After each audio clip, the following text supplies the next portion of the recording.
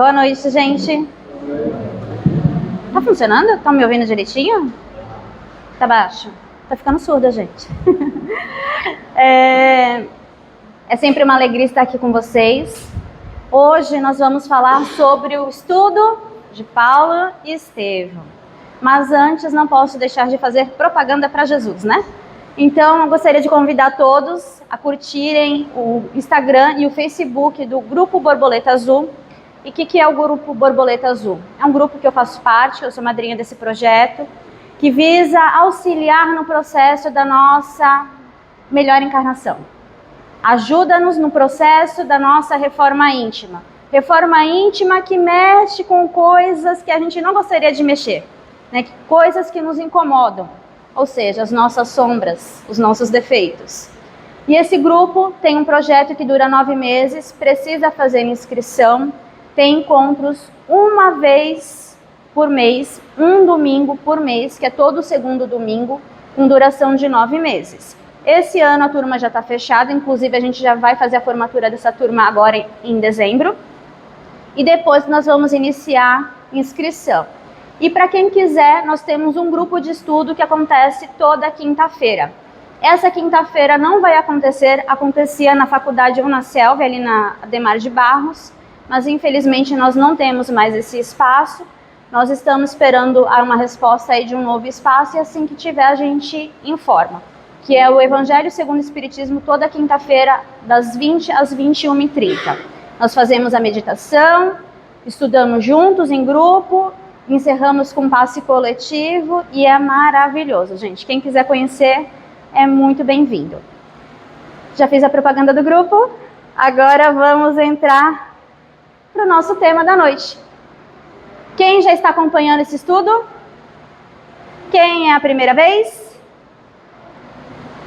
Sejam bem-vindos quem é a primeira vez. É um livro robusto. Essa é uma segunda edição, tá, gente? É uma edição editada pela FEB, então ela está bem diferente da primeira edição. Ali a primeira capa, que está ali a imagem, é da primeira edição. A segunda é essa edição que eu estou mostrando para vocês.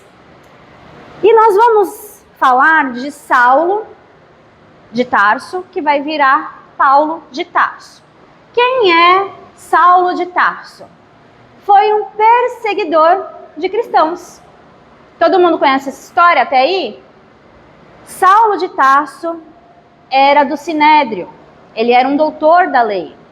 Ele decidiu com todas as suas forças perseguir os, digamos, discípulos do carpinteiro de Nazaré. Era como ele se referia a Jesus.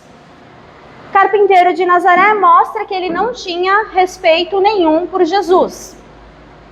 E nesse processo, ele acaba perseguindo Estevão.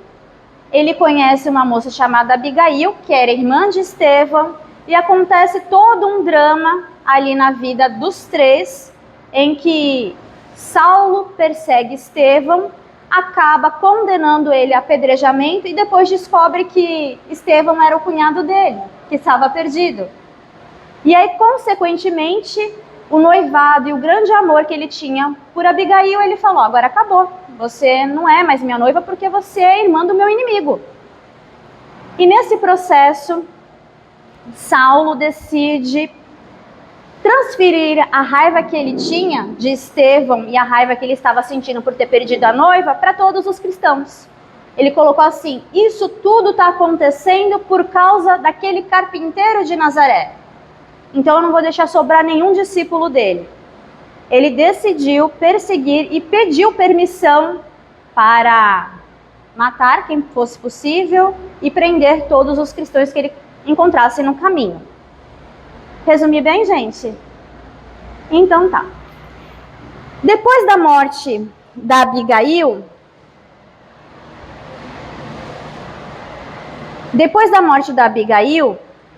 ele descobre que um homem chamado Ananias iniciou ela na vida cristã. Ananias foi um homem que veio falar de Jesus para Abigail no momento que ela estava sofrendo muito, Que momento foi esse? Abigail tinha acabado de perder o irmão no apedrejamento, ela viu o irmão sendo apedrejado e perdeu o noivo no mesmo dia. Consequentemente, Abigail entrou num processo de uma tristeza profunda. E foi quando ela, passeando no jardim, encontrou Ananias falando do amor de Deus, da misericórdia, que Jesus veio falar que Deus amava todos os filhos. E ela ficou encantada ouvindo Ananias falando aquilo. E ela virou cristã por conta disso. Quando Saulo ouviu que a mulher que ele amava tinha virado adoradora do carpinteiro de Nazaré, o homem virou um bicho. E aí ele decidiu que ele ia perseguir quem? Ananias, porque Ananias iniciou Abigail na vida cristã. Mal enterrou Abigail, ele decidiu ir atrás de Ananias. Ananias estava em Damasco. Ele pede autorização do Sinédrio para sair de Jerusalém, para ir até Damasco, para perseguir Ananias. Estão acompanhando o estado psicológico de Saulo? Saulo estava na paz, gente? Ele estava querendo paz e amor? Ele estava querendo corrigir Ananias? Ele estava querendo ouvir o outro lado do Ananias? O que ele estava querendo fazer? Vingança, certo?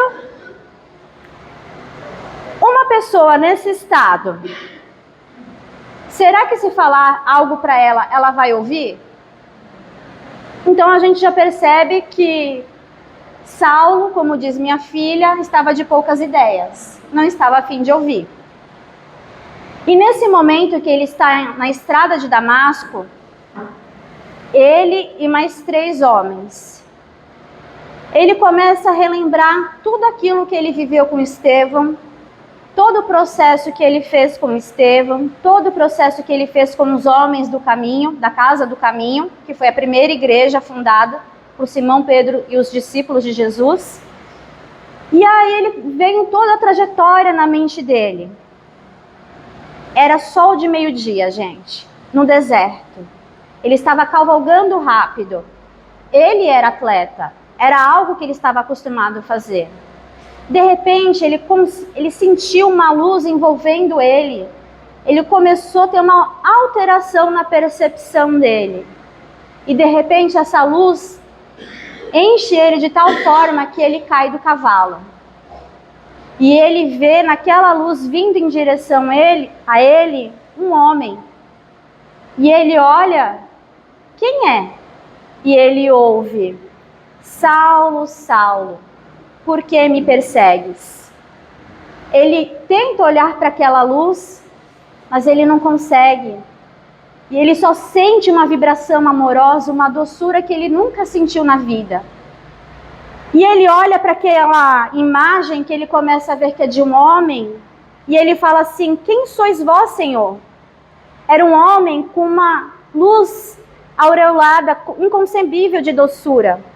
E o Senhor respondeu, eu sou Jesus. Nesse momento, Saulo cai em prantos, porque ele entendeu o que os discípulos de Jesus falavam da presença de Jesus. Ele sentiu toda a doçura de Jesus, só de Jesus ter falado, eu sou Jesus. Então viu-se o orgulhoso e inflexível doutor da lei curvar-se para o solo em pranto convulsivo. Diante dos olhos tinha agora sim aquele Cristo magnânimo e incompreendido. Os pregadores do caminho não estavam iludidos. A palavra de Estevão era verdade pura. A crença de Abigail era a senda real. Aquele era o Messias. Estevão não conviveu com Jesus e Abigail também não conheceu Jesus. Eles ouviram falar de Jesus através dos discípulos. Provavelmente isso aconteceu no ano 37 depois de Cristo, depois que Jesus já tinha sido crucificado. Jesus foi crucificado no ano de 33. Então eles não tiveram esse contato com Jesus, mas a conexão que Abigail e Estevão tinham com Jesus era tão forte que quando eles falavam de Jesus, é como se Jesus estivesse ali junto com eles. Como Saulo, naquela época, naquele momento que ele ouvia os dois falando, quando eles falavam para Saulo, Saulo ficava extremamente revoltado. Por quê? Porque ele era muito endurecido. Para ele, amor era para os fracos. Para ele, o que valia era o senso de justiça. Para ele, a forma de mostrar força era através da justiça. Mas uma pergunta, será que justiça não tem amor? O que vocês acham? Será que na justiça não há amor, gente? Só força? Só truculência? Percebam aí a distorção de entendimento? Às vezes nós entendemos uma coisa com uma ilusão com os filtros que nós criamos.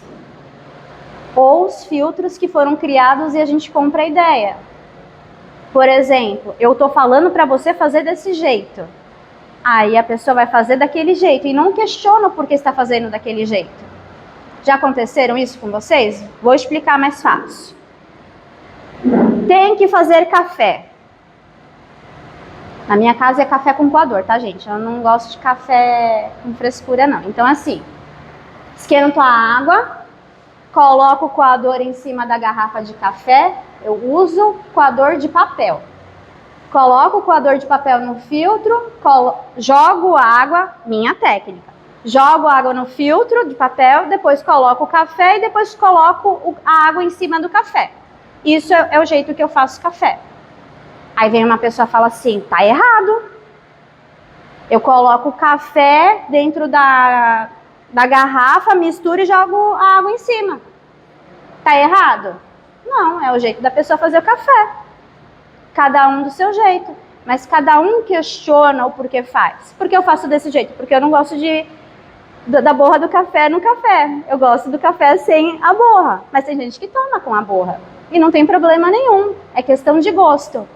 Mas se eu falar assim, olha, você tem que fazer desse jeito, tem pessoas que não vão questionar.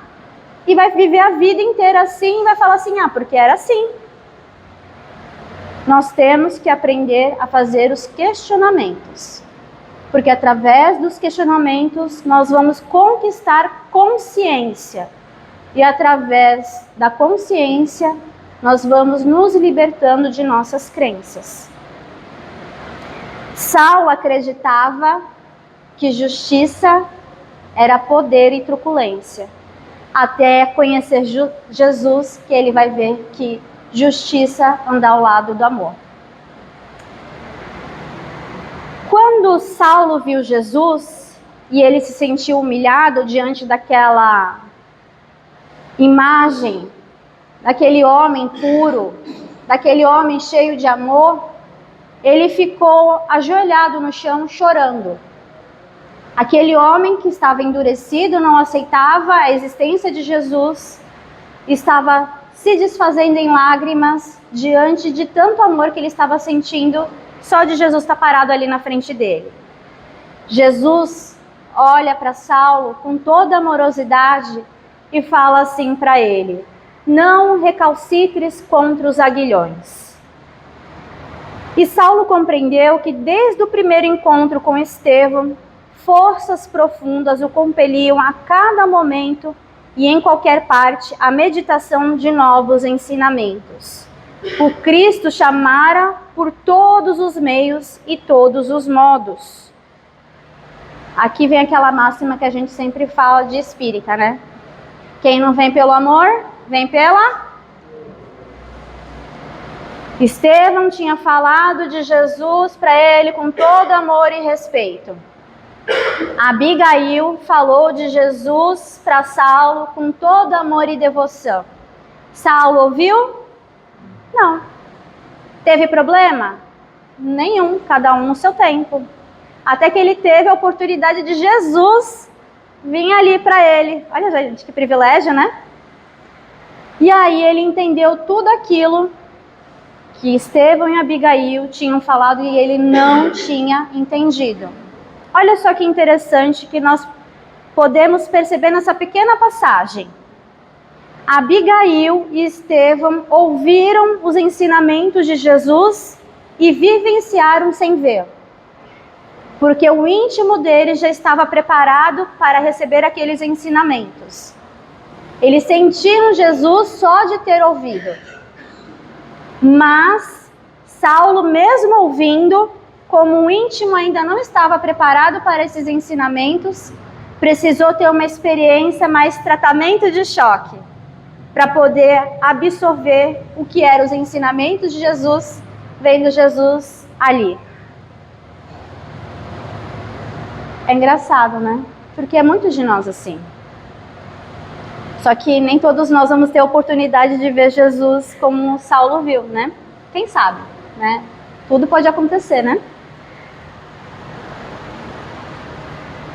Jesus ficou ali na frente de Saulo um breve tempo. Mas nesse momento, Saulo começou a ver um filme passando na cabeça dele. Porque Saulo já tinha feito a perseguição que ele tinha feito contra os cristãos. Já tinha cometido os desvarios dele. E aí ele começa a perceber o quanto ele havia se comprometido por causa da ignorância dele. E aí nesse momento Saulo começa a refletir. E ele pensa assim: ele era a ovelha perdida no resvaladouro das teorias escaldantes e destruidoras. Jesus era o pastor amigo que se dignava a fechar os olhos para os espinheiros ingratos, a fim de salvá-lo carinhosamente. A ideia de um lar morrera com Abigail. Sentia-se só e acabrunhado. Doravante, porém, entregar-se-ia ao Cristo como simples escravo do seu amor. Banhado em pranto como nunca lhe acontecera na vida, fez ali mesmo, sob o olhar assombrado dos companheiros e ao calor escaldante do meio-dia, a sua primeira profissão de fé. Ele olha para Jesus e diz para Jesus o seguinte: Senhor, que quereis que eu faça? Percebam que eu estou falando da página 182, lá em cima, gente. Eu comecei falando da página 178. Essa parte é o capítulo 10 da primeira parte do livro. Eu só estou fazendo um resumo da última vez que eu estive aqui para vocês entenderem o clima que Saulo estava vivendo. Então ele tinha encontrado Jesus e na página 182, vocês estão percebendo que eu resumi bastante.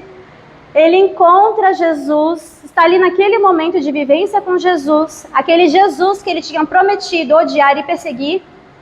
De repente, de sentir a presença, ele fala assim: Senhor, o que quereis que eu faça? Só de ter aquele breve momento ali com Jesus, ele decidiu que seria escravo por amor a Jesus. Ele decidiu que se entregaria a Jesus naquele instante.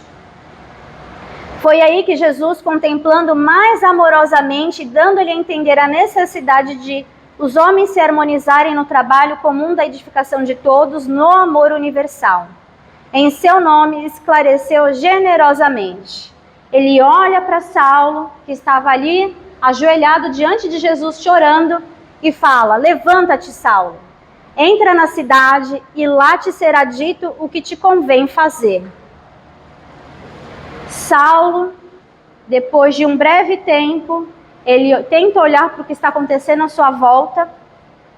Só ele estava vendo Jesus, sendo que com ele havia mais 3 pessoas. Imagina a situação. Ele está conversando aqui com Jesus, tem outras 3 pessoas ali, vendo ele bater um papo com quem eles não estão vendo. Eles olham e falam assim: o doutor ficou doido. Só pode ter sido os homens da casa do caminho. Porque eles fazem coisa estranha da casa do caminho. Eles colocam a mão nas pessoas e faz milagre. Faz as doenças desaparecer. Só pode ser coisa dos homens da casa do caminho. Porque Saulo não veio perseguir eles. Então eles que fizeram alguma feitiçaria para o Saulo fazer acontecer isso. E aí Saulo ainda está encantado ali com a presença de Jesus. E eles comentando isso. Olha, pode estar sendo alvo de bruxaria. Ele não está falando com ninguém ali, mas ele está falando com alguém. E Saulo, nesse momento, ele percebe que só ele estava vendo Jesus. E ele olha para os companheiros, né, na direção do som, porque ele não estava vendo mais. Ele estava cego. Diante daquele clarão que ele viu Jesus, ele perdeu a visão. E de repente tudo à sua volta era sombra. E ele só ouvia as pessoas que estavam ali com ele. E Jacob, que era um servo muito fiel a Saulo, ele fala assim, mas que foi? E ele diz, eu vi Jesus Nazareno. Aí o outro fala assim, pronto, não falei? O homem doidou. Foi o calor escaldante do deserto que deixou ele desse jeito. E o outro fala assim, eu já vi pessoas terem febre, mas nunca ficar desse jeito que ele ficou. E aí eles ficam comentando um com o outro, e agora, o que a gente faz? A gente veio aqui com uma missão de perseguir Ananias. E o responsável pela missão está desse jeito, como é que a gente vai fazer? Nesse momento, o homem que era a arrogância em pessoa, que era altivo, que mandava, falou assim de maneira humilde e dócil. Jacob, não te preocupes comigo. Relativamente o que me cumpre fazer, preciso chegar a Damasco sem demora. Quanto a vocês, façam como quiserem, pois até agora vocês eram meus servos. Mas de hora em diante eu também sou escravo. Não mais me pertenço a mim mesmo. Aquele homem que gostava de mandar, que se achava melhor que os outros, estava vendo o quanto ele era simples e o quanto ele precisava aprender como um ser humano. A cegueira súbita não o afligia. Do âmbito daquela escuridão que lhe enchia os olhos da carne, parecia emergir o vulto radioso de Jesus aos seus olhos de espírito. Era justo que cessassem as suas percepções visuais, a fim de conservar para sempre a lembrança do glorioso minuto de sua transformação para a vida mais sublime. Se vocês ficassem cegos agora, diante da presença de Jesus, qual o sentimento que traria no íntimo de cada um? Não precisa me responder. Só reflitam.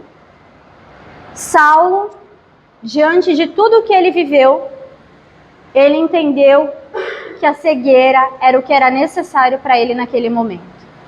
Porque diante da cegueira que ele estava, diante da vida espiritual, a cegueira dos olhos de carne era necessária para que ele pudesse aprender algo. Para que ele pudesse fixar mais aquela presença de Jesus no íntimo dele.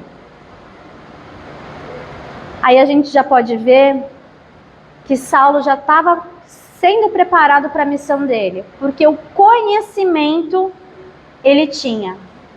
Só que ele precisava transformar o conhecimento em sabedoria. Qual a diferença? Conhecimento todo ser intelectual pode ter. Sabedoria está na vivência do ser. Somente quem vivencia conquista a sabedoria. E a sabedoria sempre está ligada à humildade. Quem é sábio é humilde, porque quanto mais sabe, ele diz que nada sabe. Sabe aquela história? Só sei que nada sei? É exatamente isso.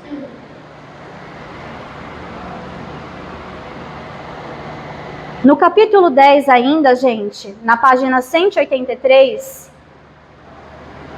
Saulo percebe que ele tem que ir para Damasco. Foi o que Jesus mandou? Foi. Ele não falou que Jesus agora, ele era escravo de Jesus? Então, a partir desse momento, nós vamos ver que ele vai cumprir aquilo que ele disse a Jesus, que ele seria escravo de Jesus por amor. E ele, nesse processo, que ele caiu no chão, de sentir aquela presença e começou a chorar, ele não parou de chorar em nenhum momento. Comovido pelas bênçãos que recebera das esferas mais elevadas da vida, Saulo chorava como nunca. Estava cego e separado dos seus. Dolorosas angústias represavam-se no coração opresso. Mas a visão do Cristo redivivo, sua palavra inesquecível e sua expressão de amor lhe estavam presentes na alma transformada. Jesus era o Senhor inacessível à morte. Ele orientaria os seus passos no caminho, dar-lhe-ia novas ordens, secaria as chagas da vaidade e do orgulho que corroíam o coração. Sobretudo, conceder-lhe-ia forças para reparar os erros dos seus dias de ilusão. Então ele percebeu que daquele momento em diante, Jesus daria o roteiro dele para a sua cura íntima. Naquele momento ele viu que ele estava cego pelo orgulho e pela vaidade. Que tudo que ele tinha vivido até naquele momento eram ilusões. Gente, eu não sei vocês, quando eu li isso aqui me cortou o coração. Porque pensa, você está vivendo uma vida achando que você está fazendo tudo certo, de repente você toma um tranco e você vê que estava vivendo tudo de forma errada. Como é que você se sentiria se fosse com você? Ele estava humilhado. Humilhado de uma forma que, se fosse um avestruz, tinha feito um buraco e tinha se enterrado ali. Mas ele entendeu que aquele processo que ele estava vivendo era o que era necessário para ele. Eu acho que eu já ouvi isso em algum lugar. No capítulo 17 do Evangelho segundo o Espiritismo. Sede perfeitos como vosso Pai Celestial é. Que diz assim, o homem de bem. O homem de bem que aceita tudo como é, porque é como deve ser. Saulo já estava dando um indicativo que ele estava no seu processo da construção do seu novo ser. Uma pergunta. Saulo estava na provação da cegueira, estava sozinho, sem ninguém, mas naquele momento ele colocou no seu íntimo de que ele seria algo diferente, diante de uma situação muito desafiadora. Nos nossos causos, nos nossos desafios do dia a dia, qual é a posição que eu tenho diante dos meus desafios? Saulo colocou no íntimo que ele era responsável pela vida dele, que ele não era vítima. Responsável, ele decidiu que tomaria uma decisão para fazer o melhor a partir daquele momento. Foi o posicionamento do Saulo. Mas vamos trocar papéis? E se fôssemos Saulo diante dessa vivência? Nós falaríamos, vou fazer diferente porque eu sou responsável pela minha vida? Ou, tadinho de mim, fiquei cego? Tadinho de mim, eu persegui um monte de gente, eu tenho que sofrer. Qual seria o nosso posicionamento diante de uma situação assim como Paulo viveu? Nós temos que aprender a aprender com as histórias dos outros. Nós não precisamos vivenciar as mesmas histórias para aprender com o que o outro está vivendo. Porque, graças a Deus, nós estamos em uma comunidade. Nascemos dentro de uma pequena, que é a nossa família, e temos a sociedade, que é a família maior. E a terra, que é a nossa grande família, a humanidade. Nós podemos aprender com todos. Será que nós temos sabedoria para ouvir e ver com os aprendizados de cada um? Eu prefiro aprender por observação, gente. Porque aprender vivenciando Então fica a dica. Tenho olhos de ver e ouvidos de ouvir. Saulo refletia nesse momento em que ele estava caminhando com Jacob para ir para Damasco. Ele estava chegando lá. E ele pensava assim, faltava-lhe a visão, ele necessitava de um guia, mas Jesus recomendara que entrasse na cidade, onde lhe seria dito o que tinha de fazer. Era preciso obedecer ao Salvador que honrara as supremas revelações da vida. Saulo de Tarso, com profunda sinceridade, que lhe caracterizava as mínimas ações, só queria saber que Deus havia mudado de resolução a seu respeito, mas ser-lhe-ia fiel até o fim. Então Saulo, ele, na personalidade dele, na essência, ele era fiel, ele tinha amor a Deus, mas tinha uma ideia deturpada do que era esse amor a Deus. E a presença de Jesus o ajudou a ir para o caminho correto. E aí nós entramos no capítulo de hoje. Que horas são, gente? Que eu tô perdida no horário. 20. Que horas? Ai, meu Deus.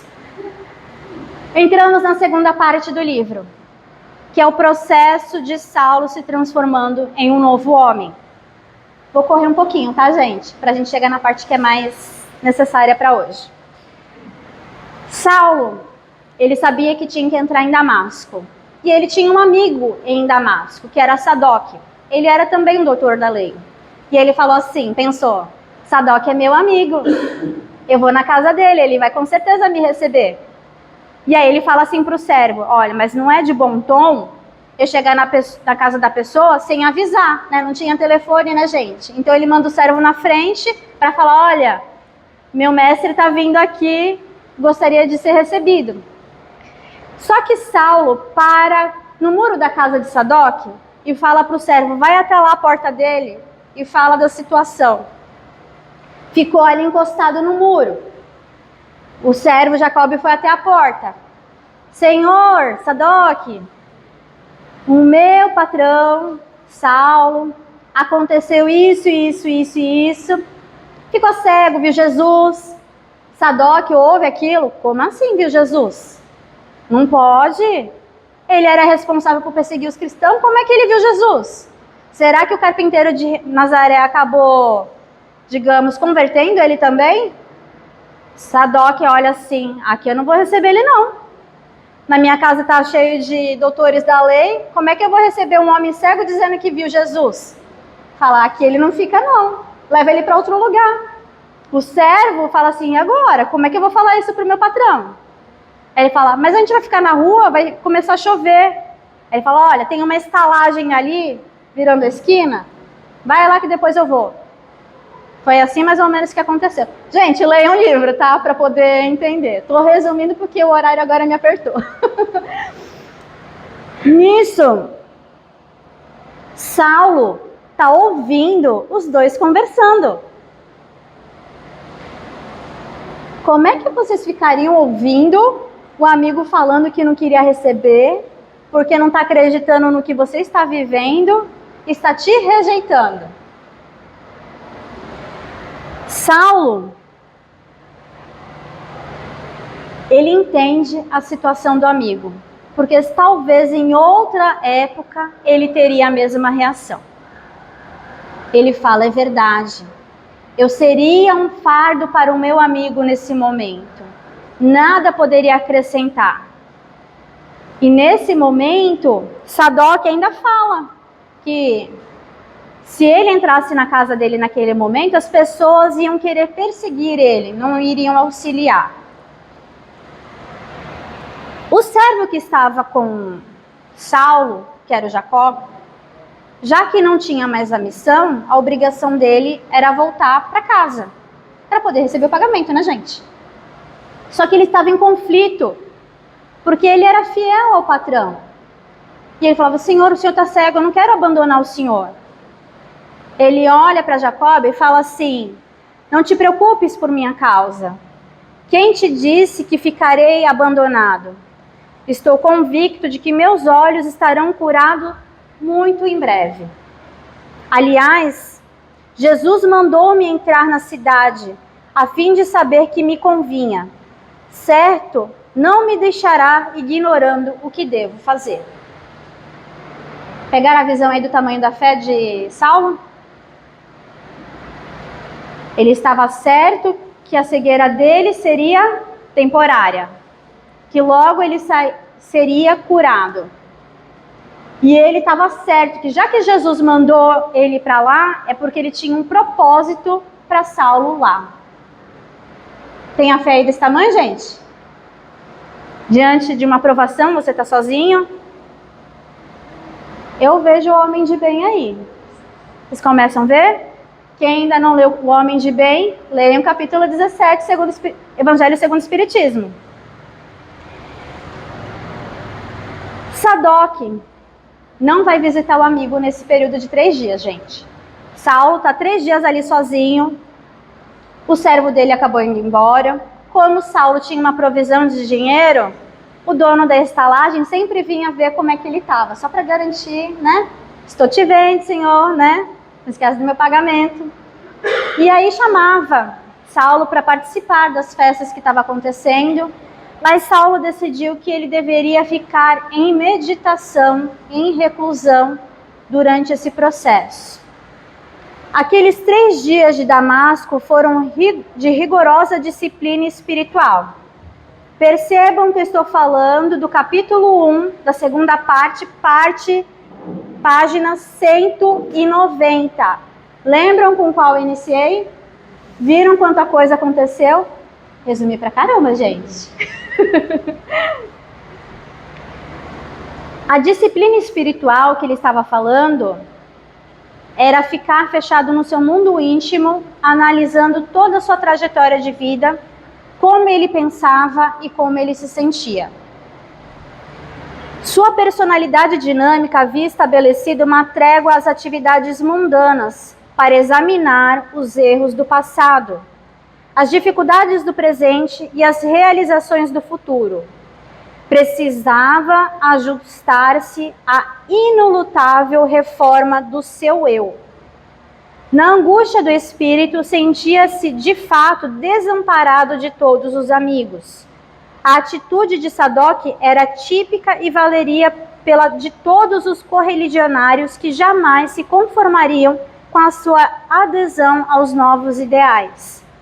Ninguém acreditaria no ascendente da conversão inesperada. Entretanto, havia que lutar contra todos os céticos, de vez que Jesus, para falar-lhe ao coração, escolhera a hora mais clara e rutilante do dia.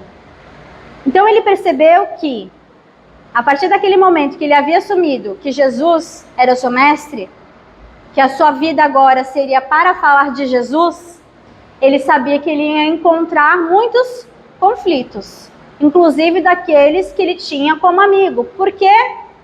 Porque eles estavam falando agora línguas diferentes. Saulo fez o grande movimento para perseguir os cristãos. E agora ele estava declarando o seu amor a Cristo. Ele não seria ouvido da mesma forma como ele era ouvido antes.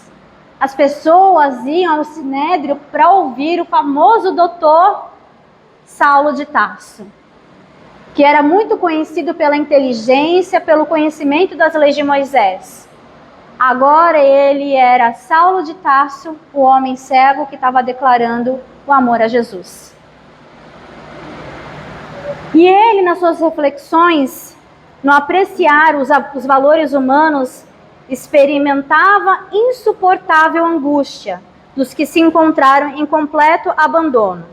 Mas no torvelinho das lembranças, destacava os vultos de Estevão e Abigail, que lhe proporcionavam consoladoras emoções. Agora, com que prendia aquele Cristo que viera ao mundo, compreendia aquele Cristo que viera ao mundo, principalmente para os desventurados e tristes de coração. Antes, revoltava-se contra o Messias Nazareno, em cuja ação presumia tal qual incompreensível volúpia de sofrimento.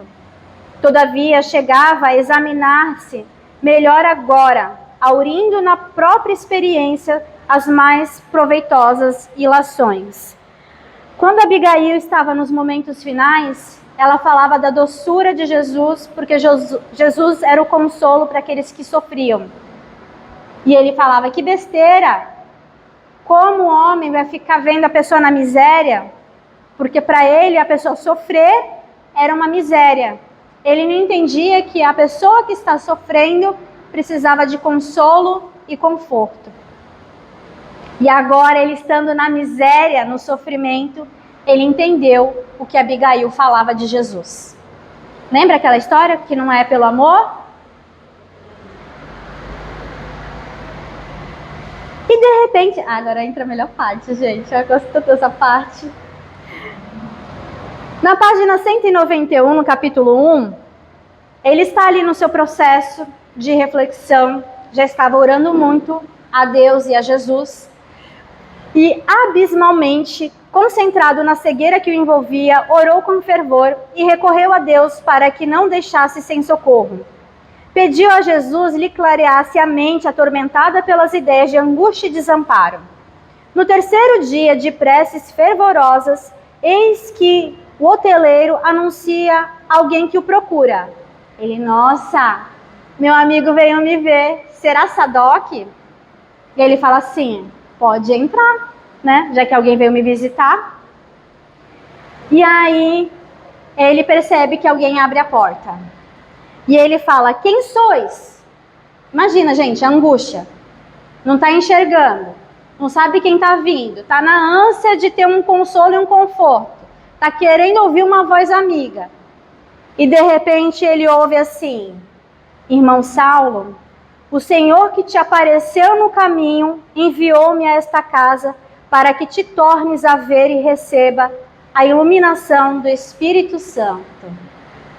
O coração de Saulo até deu uma palpitação, gente. Ele, como assim? Como é que ele sabe que um homem apareceu para mim na estrada?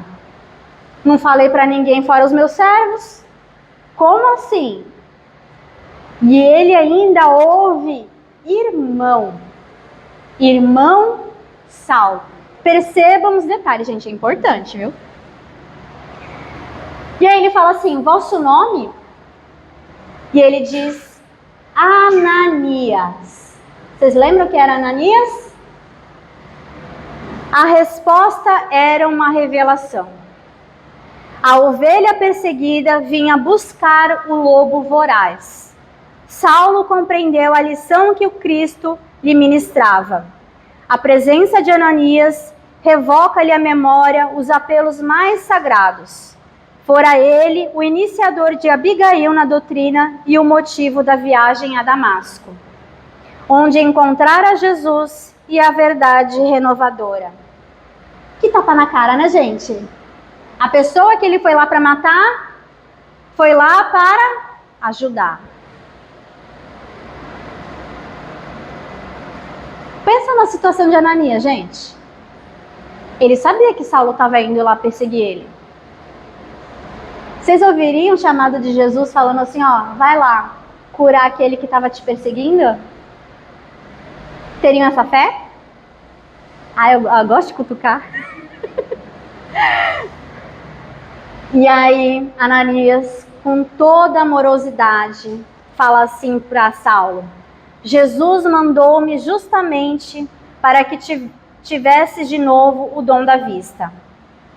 E comovidíssimo, o velho discípulo do Senhor notou que o perseguidor cruel dos apóstolos do caminho estava totalmente transformado. Ouvindo-lhe a palavra plena de fé, Saulo de Tarso deixava transparecer no semblante sinais de profunda alegria interior. Dos olhos ensobrados manaram lágrimas cristalinas. O moço, apaixonado e caprichoso, aprendera a ser humano e humilde. Nessa parte, gente, Saulo, ao ouvir que Ananias estava indo lá porque Jesus mandou, ele queria tocar a túnica de Ananias. Ai, meu Deus, sem pressão. 5 minutos. E aí ele diz assim, Saulo diz, Jesus é Messias eterno. Depus a minha alma em suas mãos. Disse, compungido e esperançoso, eu penitencio-me do meu caminho. banhado de pranto e arrependimento sincero, sem saber manifestar o reconhecimento daquela hora, em virtude das trevas que lhe dificultavam os passos, ajoelhou-se humilde. Vou acelerar mais, tá, gente? Ananias vai até Saulo, coloca a mão sobre o rosto de Saulo e diz: Irmão Saulo, em nome de Deus Todo-Poderoso, eu te batizo para a nova fé em Cristo Jesus. Saulo responde: digne-se o Senhor a perdoar os meus pecados e iluminar meus propósitos para uma vida nova. E Ananias diz: agora, em nome do Salvador, peço a Deus que vejas novamente. Se é do agrado de Jesus que isso aconteça, Saulo fala: ofereço meus olhos aos seus santos serviços para todo sempre. E como se entrasse em jogo forças poderosas e invisíveis, sentiu que das pálpebras doridas caíam substâncias pesadas como escama, à proporção que a vista lhe voltava, embebedecendo-se de luz através da janela aberta. Viu o céu claro de Damasco, experimentando indefinível ventura naquele oceano de claridades deslumbrantes. Vejo, agora vejo, glória ao Redentor da minha alma. E transbordava em gratidão. Ananias ficou tão emocionado naquele momento que ele chorou também junto com Saulo. E os dois se abraçam. E a gente vê que naquele momento não havia mais perseguidor e perseguido. Havia somente dois irmãos que Cristo havia unido. E ele diz: irmão Saulo, este é o nosso grande dia. Abracemo-nos na memória sacrossanta do Mestre que nos irmanou no seu sagrado amor. Saulo diz para Ananias: ressuscitaste-me para Jesus, serei dele eternamente. Sua misericórdia suprirá minhas fraquezas, compadecerá das minhas feridas, enviará auxílios à minha miséria da alma pecadora, para que a lama do meu espírito se converta em ouro do seu amor. E ele diz: somos do Cristo. Percebam o processo que Saulo precisou vivenciar para chegar nesse momento de redenção. Processo, porque nesse capítulo é chamado rumo ao deserto. Rumo ao deserto porque ele ficou só. Ele foi afastado de tudo aquilo que trazia conforto, para que no desconforto deixasse o velho homem morrer, para que iniciasse o processo do novo homem. Processo do homem de bem. Que Jesus seja a nossa luz, nosso mestre, nosso modelo, nosso guia. Jesus é o nosso farol. Que ele não precise aparecer na nossa frente como um clarão para a gente seguir os seus ensinamentos. Que possamos ter sabedoria para aprender mais através do amor do que pela dor. Mas se a dor vier nos visitar, que tenhamos sabedoria e humildade e perguntar: Senhor, o que quereis que eu faça? Que Jesus e Mãe Maria nos abençoe, nos inspire e façamos o nosso melhor sempre. Obrigada, gente.